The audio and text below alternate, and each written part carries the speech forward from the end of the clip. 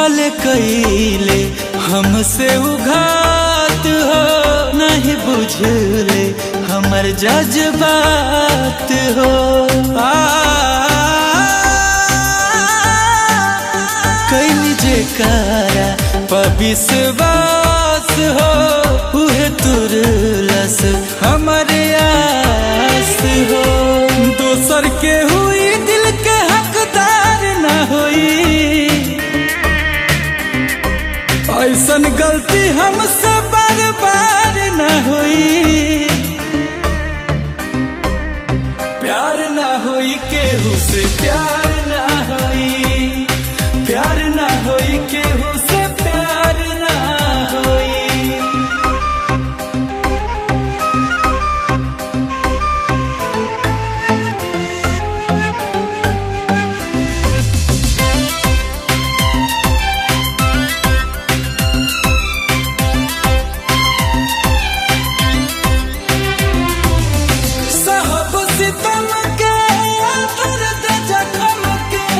रूह से न दूर कराब अपना सनम के।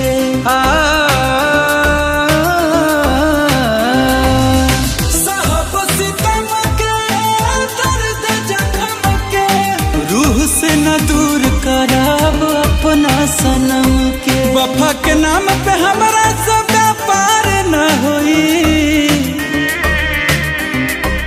ऐसन गलती हमसे बार बार न होई।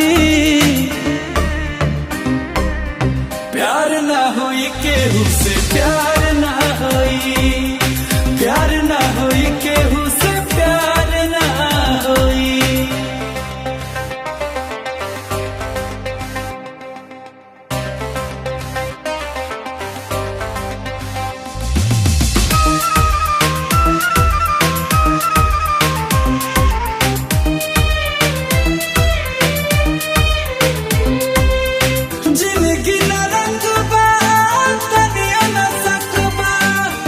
रहे काल हो रही आजो करे हकवा।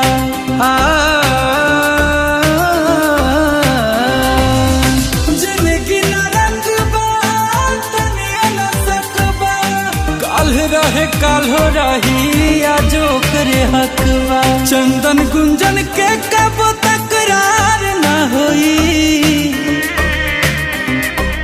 ऐसन गलती हमसे बार बार न होई। प्यार न होई केहू से प्यार न होई, प्यार न होई के